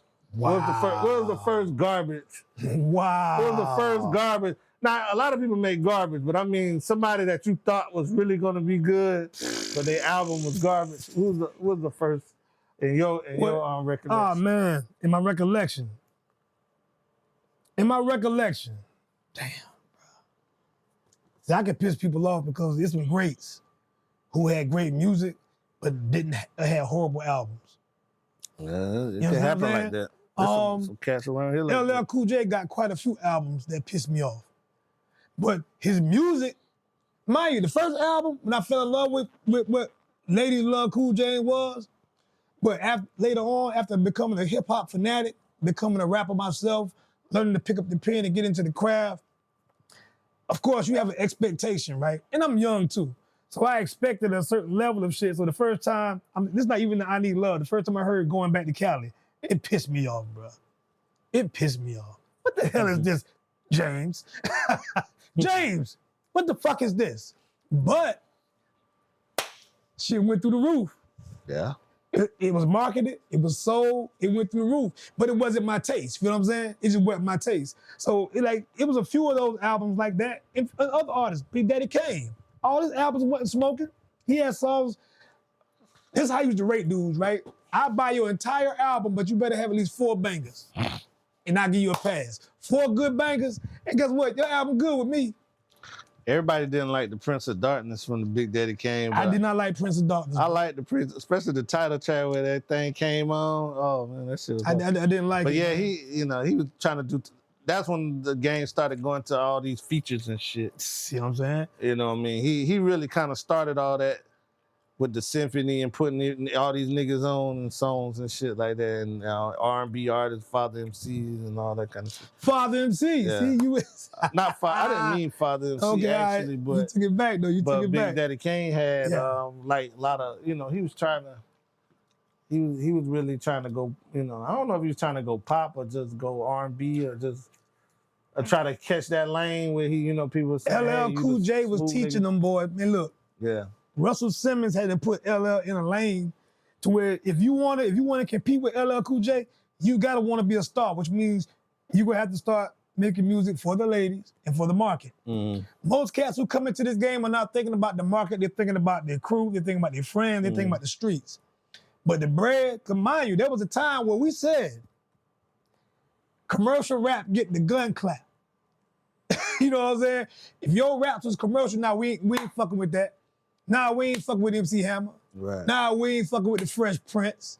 Even though that nigga had us jamming, bro. Right. But now we ain't fucking with the Fresh. The second your shit crossed over and you start making that bread, we had a thing of basically not purchasing your product because now you making that bread. Cause you on the market now. And so it's like we was begging to be poor, but you want to be artists. I didn't get it as a kid. I get it now. Right. And we were shooting ourselves in the foot. Right. So that's why everybody got robbed in the early days because you were scared to cross over. Right. You were scared to cross over because you wanted that respect still. But guess what? And the streets didn't buy the record. You signed a deal though. You signed a contract that made you an entity. It made you a product. So in case you don't know this, in case you don't know that, when you get out here with this game, you are a product. Just like you get you an LLC, you get you a box truck. Guess what? How you do business on a regular daily basis with your people, you are a product. You are represented by how you conduct business with people. In the rap game, not so much as your music, but how you conduct yourself with your music is gonna speak for you. And most of these cats, they not ready for the next level. Right. They not ready for it. Honestly, it ain't made for everybody. No. Cause it get funny. It's a lot to this game. It's a lot to it. It's So a lot like, to this game. You gotta be on point on all facets of the game, man, or you're gonna be swallowed up. how far you want to go in it? Like how far you willing to go in the game? Right. It's a long journey. Cause that $1 million check, Yeah. that come with a whole lot of Right.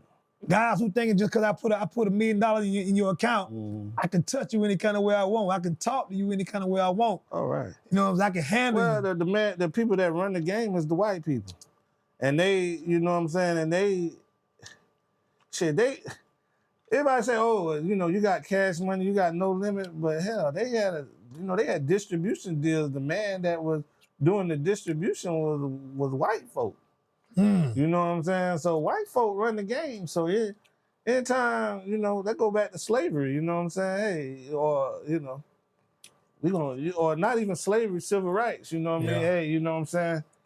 They, you know, you making some money, but who run the game? And that's what I was telling you on what we was talking about on Facebook. Not really talking about it. I think I just kind of posted it. Is I was like, you know what I'm saying? Hey, you know what I mean? We say we doing it for the culture, but who run the culture?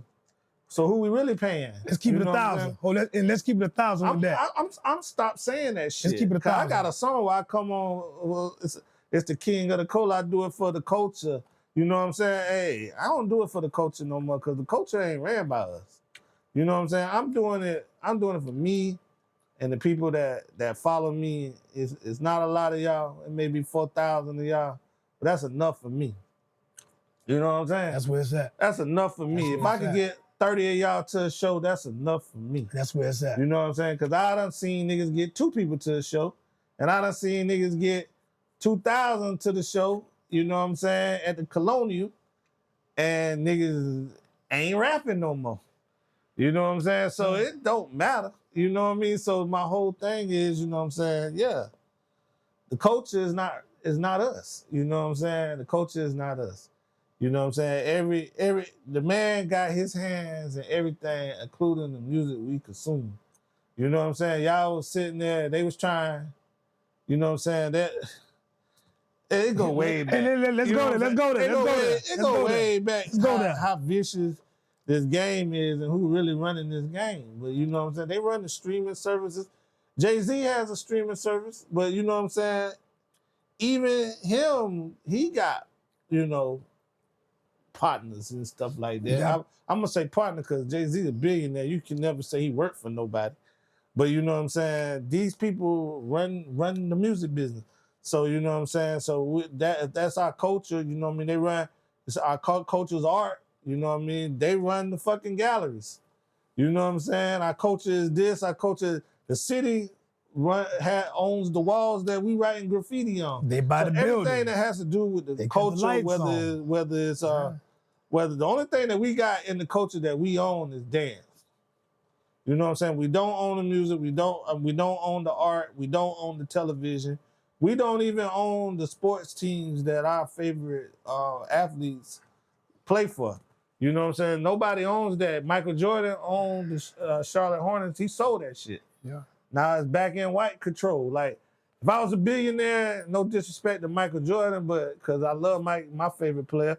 But if I had $2-3 billion in the motherfucking bank, I would just hold on to the shit just because it's black owned. Even if we know the Hornets ain't making the big ass profit, it probably was a perfect business move to sell. But when are you gonna do something, you know, for your community? You know what I'm saying? Like, no disrespect. Now he does a lot for his community, That's I was and he about to gives say away that. a lot of money. You I'm don't about to know say what these that. people give because the true thing of charity is not to even tell anybody. That's right. That's right. So That's right. my whole thing is I'm not dissing Michael Jordan for that. I would have held on to the team just to say, hey, a black man owns this shit. The majority, and he's a majority owner. Like even Magic Johnson, you know, he has a good percentage of the Dodgers, but he's not the majority owner. He's not the majority owner of the Redskins. Now, is he doing great things and making good strides? Yes. But I would just hold on to some shit and just say, hey, you know, a black man own this motherfucker. It's not the American way though. But it's not, you know. It's not the American way. You know, Nobody, we sell our shit to these motherfuckers, man. Everything in America is buy and sell. Mind you, America's a market. Right. As a whole. As a whole. Everything all money flows through America to make money for other countries. You know what I'm saying? It comes here, get popping, builds up, gets sold, money go back over here. Everybody from outside come in, work their way up. Come on now, you see the immigrants coming right now. They come in and get $1 and send it back to the house. You know what I'm saying? We are the only ones who don't see the bigger picture. Mind you, ownership because we still is a blessing. Slaves. And that's what I was telling Mojack. Yeah, We are still babies. I think Nas said it on the Nigga album. Understanding. And a lot of people don't like the Nigga album, but Nas dropped a lot of jewels in that album. And one thing he said in one of his songs, and he was talking about how you say extraterrestrial, whatever. Aliens and shit. Yeah, extraterrestrial. There you go. I had to slow down, bro. Okay. Yeah. So when he was talking about that, he said something in there. He's like, man, shit, niggas is still the babies of America. Now, he said that shit in 2007, 2008. I think my son was maybe 2 years old. So, yeah, when the Nigga album came out, like for sure. Like 2007. That's when it came out. He said niggas is still the babies. We still the offspring of America. You know what I'm saying? And it didn't hit me then because I was a 22-something years old man trying to raise a 2-year-old son, you know, trying to catch up with child support with my daughter. You know what I'm saying? It didn't hit me. I'm just listening to the Nigga album, just listening to it. But now that, you know what I'm saying, I'm an older man and I've made a way for myself in life, and this is where I was dying to get Mojack back here because he said something and we never got a chance to really get to that because we kept cutting each other off and stuff like that. By that time, we was the drink champs. We were lit, boy. We were lit. But yeah, man. But basically, yeah, man. We still stuck on slavery, and a lot of people want you to forget it because you can't grow if you do forget it. You know what I'm saying? If you just say fuck slavery, slavery just never exists. You're gonna never know a lot of times what's going on out here in this damn world right here. You know what I'm saying? And we still do slave shit. And you know what I'm saying? And my point, and I'm going to ask you that again, is my point on that was, you know what I'm saying? I was saying, I want to get it right. I was saying what Mojack was saying, we making a lot of strides. Yeah. And I said, well, yeah, you know what I mean? It just depends on what you feel a stride is. Because and I never did get my statistics out there because we kept cutting each other off. But 1% of the world is rich. Not the world, I'm sorry, the United States. So it's roughly, wealthy. We can look it up. No, what they consider rich. Okay. Now, wealthy could be somebody that live in the PJs, that get up and go work at churches every day and come home to a nice, clean house and good with God, you know what I'm saying, can pay their bills. That's wealth. Okay. And got good okay. health. That's wealth. Okay, I got you. No, but I'm talking about rich. 400,000 individual person in America, they consider this rich. Individual person that's making over $400,000 a year, or a household income of 580. Yeah. That's rich. Okay. You know what I'm saying? So only 1%, that's white, black, Chinese, Latino. You know what I'm saying? Shout out to my boy Victor, my favorite Latino. I love you, boy. You know what I'm saying? But There's a lot of Latin victims, boy. he run a Mediterranean restaurant. I thought that's the coolest shit. What? Man, this man, he damn near own the shit. Killing it. Okay, the dude that owned it don't even live in South Carolina. So, you know, he basically owns the shit. He get, like the boys on the wire say, he getting percentages on the package. You know what I'm saying? But anyway, 1% is rich.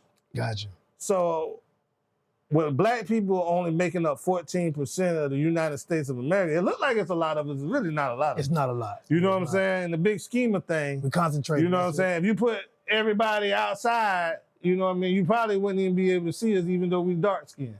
You know what I'm saying? You probably wouldn't even be able to see us. That's just how lower the population that we are. We just in concentrated areas. So if 1% is, let me ask you a question, and you in prime tech, if 1% of us is rich, of the whole United States, of all of us put together, how many do you think of that 1% is black? Ooh. I'm gonna give it to you. Is and we're gonna highlight. Well, I hope you highlight this. And you start with a Z. Is 0.001 of black people are rich in this country. When did slavery end? What? That's 1870. 1870. It stopped. Okay, legally 1860, but they really got to like 1875, something like that. Let's just say 1870. Yeah. Okay, just to make an even number. And where we at now, let's just say we in 2025. You know what I mean? So that's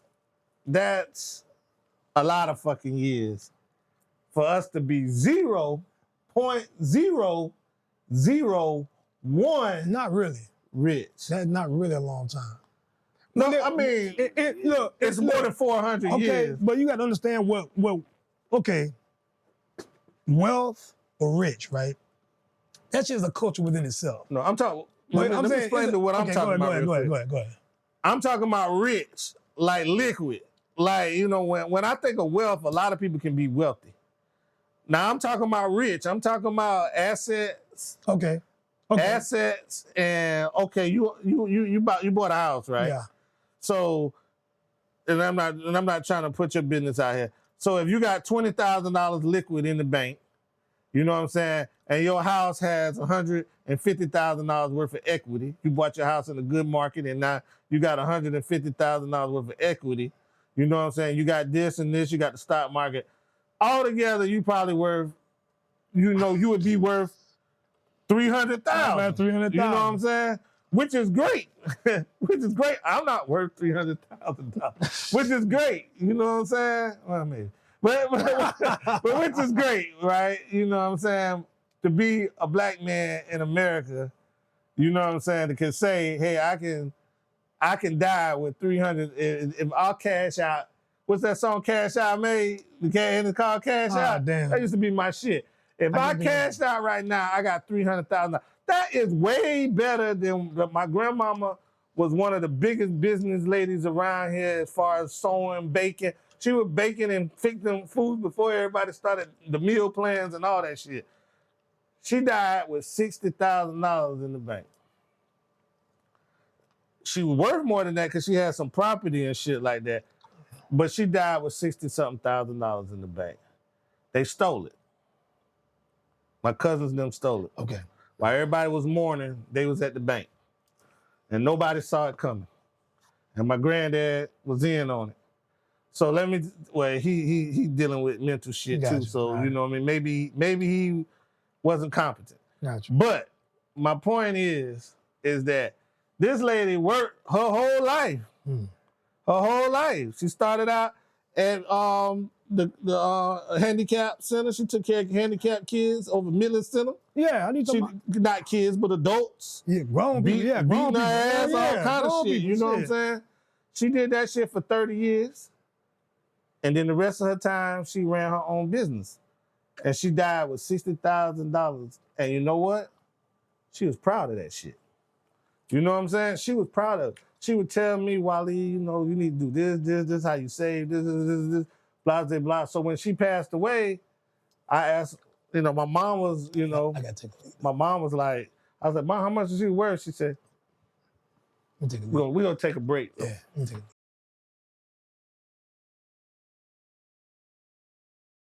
Was. You God album was trash, bro. He disappointed me. He did, bro. Yeah, he did. So did J. Rue the Damage. J. Rue the Damager, yeah, he did A too. lot of them, man. But what I was saying, Structure. yeah, Structure because of the label. yeah, the label got something to do with all that shit. They got deadlines and shit. Tracks, You can sell everything. we get an album with like And 2 videos. and it fuck went from him. like 18 tracks to 10 tracks. And then they say fuck you. Right. Yeah. Cause they gonna push the video anyway. Right. Yeah. That's gonna get the play. So And then the video take all the money, take the budget. yes. But what I was saying is like these older people, they were proud. They died. When they were dying, they were proud. When they looked back, like my grandma probably knew she was coming to the end. When she used to tell me, when she looked at it, she thought, hey, I made it. Yeah. And she in her eyes, she did make it. Yeah. But with $60,000, you know, you need $400,000 to be considered rich. So that means you got a better chance of going over there to cross that street and motherfucking buying you a lotto ticket and winning. That's why black people play the lotto. I hate when people say, man, we wasting their money.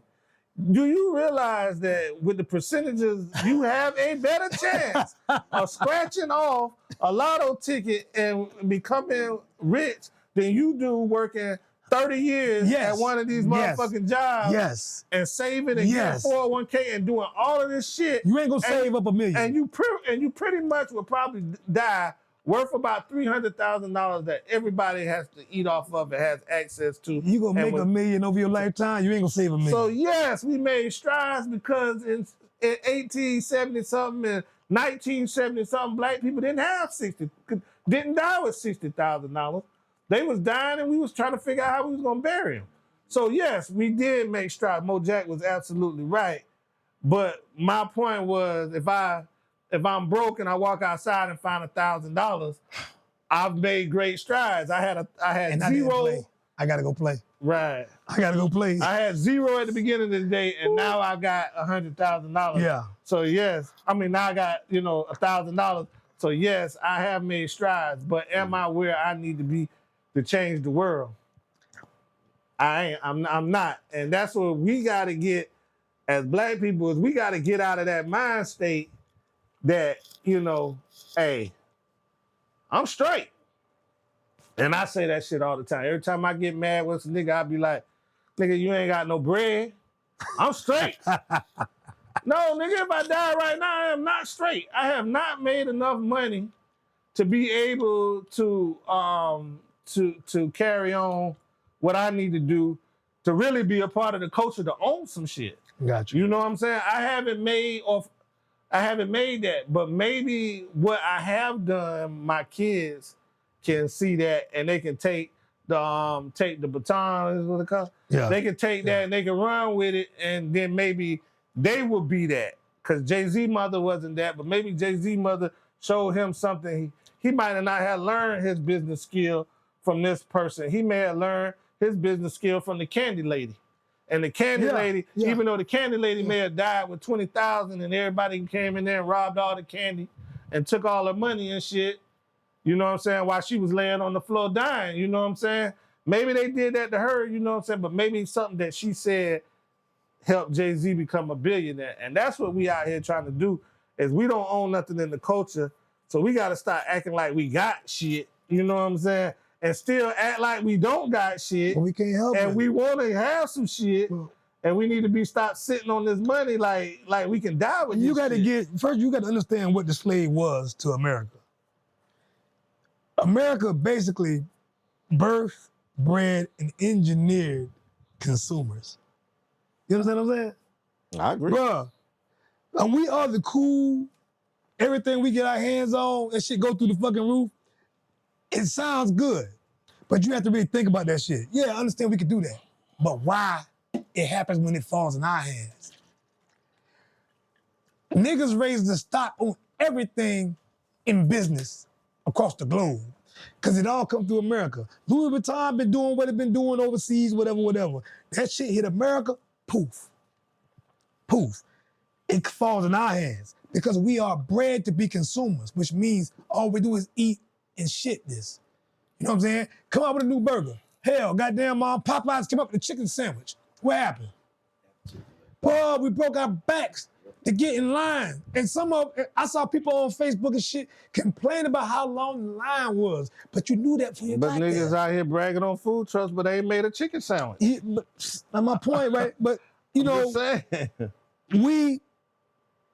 everybody in the world is a consumer because you have to consume just to live. You have to consume to be. But we are professional consumers. You know why we consume? Because you ain't consumed it yet. Nigga, you ain't had this yet. I done had it. You ain't had it. What you know about that? No other culture does that. No other culture does that. Nikes cannot stay on the goddamn shelf. Now, mind you, you got some white boys getting into the shoe game now. Everybody getting dunked up and becoming collectors now. That's not gonna last forever either. Because the market gonna change, bro. The market gonna change. And we gonna be still doing it. They wait for us to dictate what's hot. Can I ask you a Then question? everybody swoop in, make what kind of money they can make off of it, and then they move on to the next. And we be sitting there saying, why it ain't the way it used to be? That's how Fox Network got it. Why I can't keep eating? Why did the game change? I told me a black Because person actually change, came up hold with on. the concept of Fox News. Well, because change is the most natural thing that happen on earth. Nothing ever stays the same. And if it stays the same, it's only staying the same to handicap you. The rest of the world moving forward. Right. Fox got started because of Martin. Martin and Living Color. Damn. And Living Single. I just caught that little clip about living single during the Super Bowl. I never knew that. But when never knew Oprah, Friends was a copy of an True. But And well- that's dead. but when Oprah came out with her network, you know, Bob Johnson sold his out. Yeah. Bob Johnson sold his, and some people say he had to because of divorce and everything like that. But so I'm not gonna call him a sellout. But he sold black entertainment television. You know, he sold it. You know what I mean? So we didn't have a network. Oprah came and that's why I say you can't sit on the money. Oprah put in a $400-500 million investment and got her own network. You know what I'm saying? When she saw her up and coming, they be dissing Oprah now. Yeah. When she saw up and coming, strong writer, director, whatever, what she did, she went and scooped Tyler Perry Scooped up. them up. Brain, Right. man, you know, and he was in agreement. Yeah. You know what I'm saying? I ain't selling my shows to TBS and TNT and all of that. Daniel Chestnut, what's good, my boy? I'm gonna bring my shows to the black-owned place. That's right. But then niggas didn't watch the programming. The programming was not bad. It had like a soap opera show. Have and have nots. It had some silly shit. It had some shit from some therapy. All black people want to go to therapy now. She had the therapy show. She had the therapy show. She had the therapy show. She did. She had She the did. Sunday conversation. She damn She sure had the did. Oprah Winfrey show, still doing her own damn thing. And you know what I'm saying? And she had some reality TV, Fall in Love, all these Fall in Love shows. She had one. You know what I'm saying? She had All on that network. But we didn't support it. You know, a few black people watch the Have and Have Nots and shit like that, the Tyler Perry stuff. Oh, my wife But watching it was just Tyler Perry had 3 or 4 shows on there. Yeah. She had other shows on there. She broke down the black church. She broke down black farmers. She had, you know, like I said, she did the therapy, the dance culture. You know what I'm saying? The dance moms and all that kind of shit. All that, yeah. She had all of that. All on the black-owned network.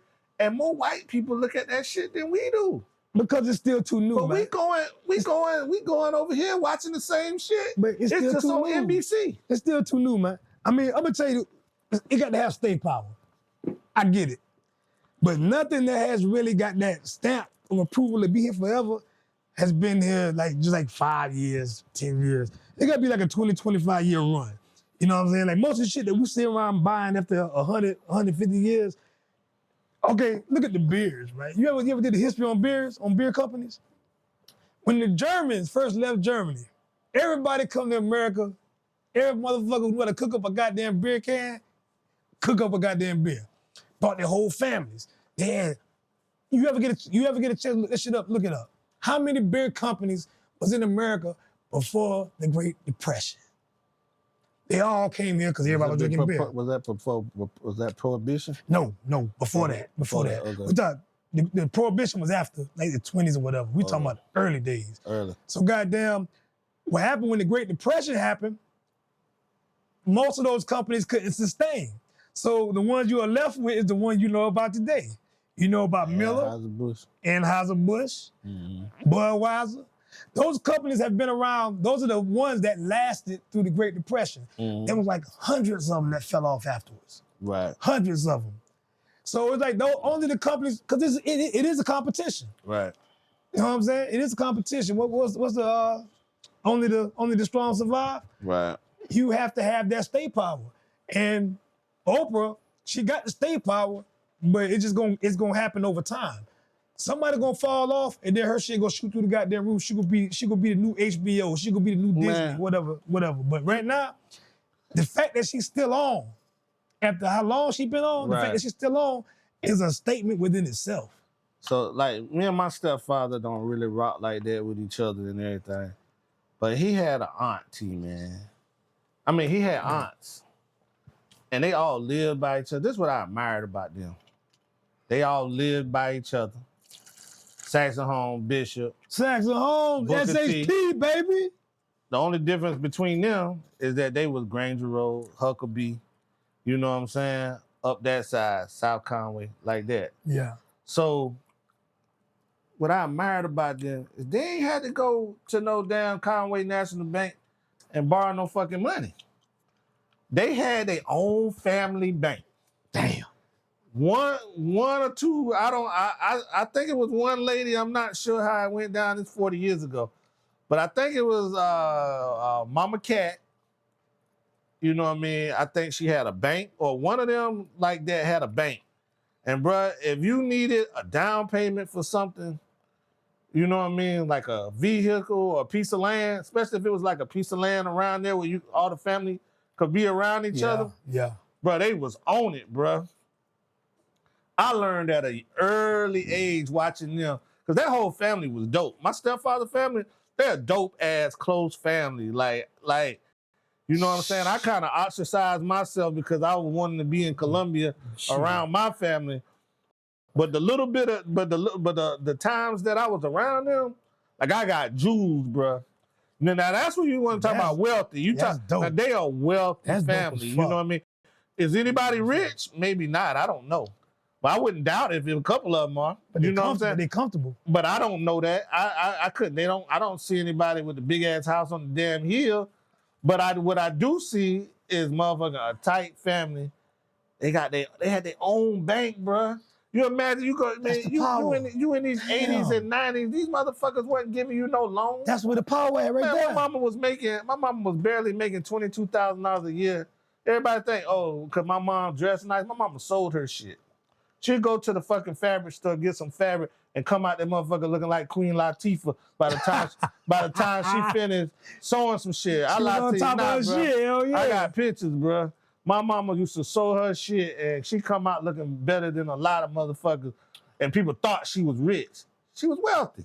And she knew how to carry herself. She was wealthy. She wasn't rich, never been rich. You know what I'm saying? But she was wealthy because she had good health, good faith, you know what I'm saying? And had good people around her, and you know what I'm saying? A good vibe. And that's what I'm saying. These people that I'm talking about, my stepfather family, man, they have a vibe, bro. And they love each other. And that's all black people got to do, bro. We can have our own bank. That's what Killer Mike was talking about. That's what he was talking about, bro. it's no different from being on Granger Road, Huckabee, Cherry Hill, all these places around Conway that are right connected to each other. It ain't no different than the Bishop, Colony, and Booker T. The niggas that got the money got to spend it, bruh. Yeah. I get it. Y'all want to own the food trucks and you want to sell the wings and all that kind of shit and all that kind of shit. That's great.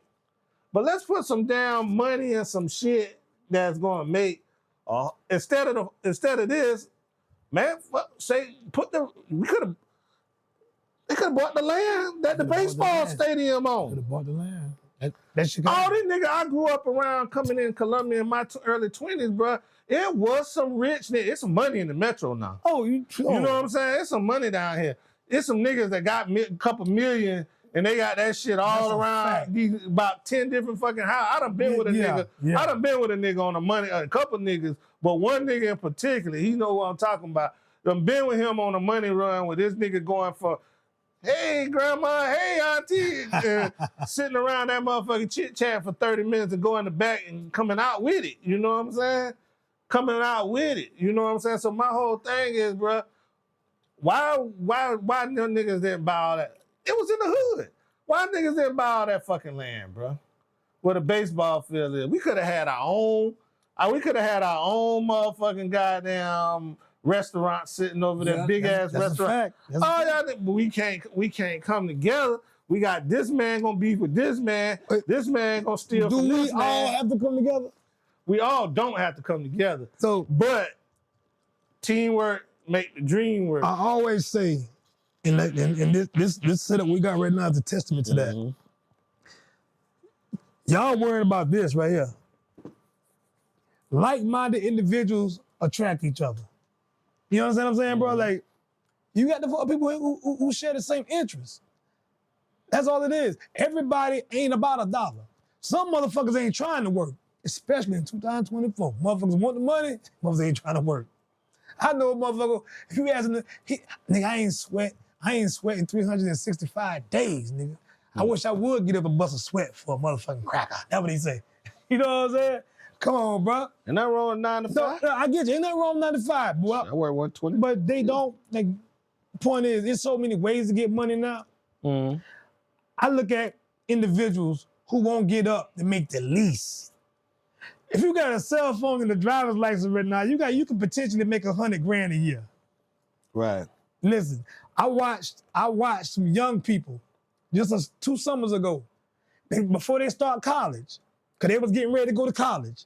There was a little group of girls who said, we're gonna make as much money as we can make before we start our first semester. Got on their grind, man. I'm talking about $19,000 in the summer. I did that too. In a car, doing DoorDash, doing Uber Eats. Started their first semester off with enough money. They bought their refrigerator, they bought their microwave, that shit was probably more than just for a semester, bro. Paid all their tuition, all that kind of shit. Mind you, all of them was on rides. All of them had goddamn scholarships and shit. But they made a commitment with each other. And we gonna get a bag this summer, and we gonna be good. We gonna hang out over the summer, and we gonna do what the hell we wanna do. All them girls graduated, got good grades, but they started their semester off with a bag. I watched them the girl made $19,000 over a summer. And you got grown-ass men and women, 19, 25, 30 years old, talk about what they won't do. You don't have it, but you already saying what you won't do and what you're not willing to do. In 2024, if you are a broke individual, it's because you want to be broke, man. But we got to run them motherfuckers out. You know what I mean? That's my point, we though. We ain't gotta wait on for the mayor to come up with a $3 billion package Hell no. to run them niggas up out of here. We gotta run them niggas up out of here and make way for the niggas that want to build a neighborhood up. That's what I'm talking about. We just let we 5 years ago, 6, 7. How long did that Fireflies been here? Let's just say 10 years. Yeah. We let motherfuckers buy a property in our hood and turn. Oh man, they flipped that shit so fast, bro. I ain't see it coming. I promise you, I ain't see it coming. And then when they switched mayors, the money slowed up. but they gonna really build that shit up beyond a restaurant, Starbucks, and, Oh, in 5 years, and the baseball field. you ain't gonna recognize the whole Elmwood area Yeah, in no, 5 years, bro. Do not, and they gonna run them niggas up out of there, and cause they're not gonna have all of that with niggas out there begging for money and fucking robbing niggas and shooting and everything like that. Ain't gonna happen. And you know what I'm saying? They're gonna run them niggas up out of there. You know what I'm saying? And I don't like gentrification, but it's time for niggas just to have, y'all be hollering about the Illuminati getting invited to these secret meetings and shit. Shit, black people can do the fucking same thing. The fuck you think the Underground Railroad was? I hate to sound like this, but We can do the same you have to thing. liken gentrification to this, right? If you ever known anybody with cancer in their body, you have to know what the process is to get rid of a cancer. Bro, gentrification is that. You either feed the grounds or you killing the grounds. You understand what I'm saying? Bruh. And that's neighborhoods, right? Right. That's neighborhoods. I grew up in a neighborhood. Man, I'm from West Florence, bro. 805 Ingham Street. I remember our streets, even right now, our streets look the same, bro. Damn near how I looked when I left, you know what I'm saying? I love the city, bro. And right now they want to come pour money into our city, but they don't want to pour money into the children to help them get their mind set up. They learn this shit they need to learn so they can actually put back into these neighborhoods to take it where it need to be. They want to wipe us out. And I'm not just using Florence as an example. This has been in the 40s and 50s, they did it. I thought this was the first time this gentrification, I was new to the word when I first started hearing it. And then somebody played Boys in the Hood when Lawrence Fishburne brought up the little clip. And I said, well, damn, he said that long ago? Yeah. And then another clip popped up from the 50s when they first started pushing over neighborhoods, building up homes, and they talked about when the first black families started moving into these neighborhoods. Bro, this is a reoccurring thing. Right. Every Needed. 25, 30 years, it happens. Every needed. 50 years, it happens. It's needed. It's just another generation. But- It hits them like a brick. 'Cause they It's ain't used needed. to But it. black people can't, but black people before it's coming. It's coming. So before it come, where our secret meetings or the meetings with the movers and shakers, hey, let's buy up some of this shit, because it's coming. The OGs, It's coming. listen, that's why this is why they don't want the old people in the communities. Because the old people are the tellers of the stories. They're the ones who keep the stories alive to tell the young But ones. the old what's people to come. the hens sitting on the damn egg. Some of them, No, most of them motherfucking old ass niggas, they so content with the fact that they got it and nobody else didn't get it, that they not willing to motherfucking come up off the motherfucking shit and goddamn invest. but you're right, This you're motherfucker right. sitting, this motherfucker sitting on $1 million motherfucking dollars and rather motherfucking goddamn work a food truck than work a motherfucking restaurant, bro. You know what I'm saying? And ain't nothing against food trucks and all that kind of shit, but that's the stepping stone. You know what I'm saying? I go from out the house to the truck to the restaurant. You know what I mean? But is it a restaurant? It's a And- tough business though, man. So is the food truck. I mean, but anything dealing with food is a tough business. but if you actually purchase property, mind you, the benefit is that's the moving problem. around. You about hit it. That's the problem, is owning the land Yeah, and not leasing from somebody, yeah. because now they got control over it. Okay, after your 2 years up or your 5 years up, most restaurants go on a 5-year lease. Because they can't see no profit. Once your 5 years is up, then I could sell. I could been getting offers that whole 5 years and couldn't move on it. And one thing about an offer for real estate is that the offers keep coming. They keep going up. So a person that make me an offer in 2024 will probably still make me the same, a way better offer in 2029. Gotcha. You know what I'm saying? That's a fact. That's a fact. That's a So fact. my whole thing is why these motherfuckers can just tell you got your business established. Oh, you got to move. Now you in a rush to get your people somewhere. Now you go and jump on some shit where your people don't want to go. You know what I'm saying? So now you losing money and everything like that. And it just, you know what I'm saying? The worst thing that Kiki Waffles could have did was expand out to Harbison. Because now everybody's living out that way. So now they go in there and that parking lot's empty And I ain't gonna front. on Park Lane. I always go to Harvest. Not a service Put my bag, chi- put my not a chicken service waffle. bag, because when it ain't busy, everybody else is affected by it. Now your service bag because this person ain't making. I no love money. it all though. I love it all now. I love Not a I love cook, the whole not a setup. cook man. He ain't putting the love in it because he ain't getting no hours, and all that shit got to do with the restaurant. But my whole thing is that these niggas could have. White people don't go into nothing and spend all their money. They get the bank, and then they get 10 other motherfuckers. Because I watched some white guys buy Friendlies in Myrtle Beach on 48th Avenue, Myrtle Beach. One of them guys was a friend of my stepfather. One of the guys that went in on it. It Yeah. was like 7 owners of that shit. And then they wound up opening up another one, and they put a black dude in on that one. A little old street hustler that came up in the ranks and did his thing. And they put him down on ownership. He respected and they let him in. Right, yeah. And he a real nigga. He hired all the niggas from off of fucking 10th Avenue and Canal Street to come up there and fucking work. And out Sandygate and everything. All the motherfuckers got jobs at Friendlies. And think about the problem. If they need a job, he got And you. this is one of our issues, bro. That's a real nigga. We don't know how to play our part.